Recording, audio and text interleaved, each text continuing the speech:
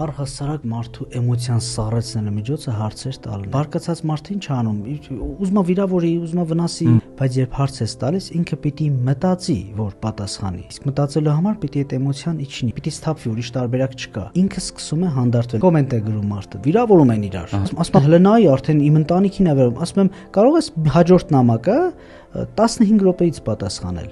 Ասում ինքը կմտածի, որ վախեցա ու ինչ։ Երբ որ դու ուշ ես պատասխանում, այնպես չի, որ ինքը նստած նայում է կոմենտին, չէ, ուրիշ է ջաբացում, ինչ-որ մի բան նայում հեռախոսին է, ջուրա խմում, շեղվեց ուղեղը։ Իսկ մինչ այդ ինքը ուշադիր նայում էր քեզ հերթական վիրավորանքը անցալելու, որ ինքն էլ նույնը տար։ 15-20 րոպեից այդ տեմպից հետո մի քիչ երկար ուշ ես պատասխանում ու հասկանում ես, որ լրիվ բան է փոխվել։ Այս իհարկե համացանցում, իսկ առօրյա կյանքում հարցերը ամենամեծ զենքն են, ամենամեծ զենքը։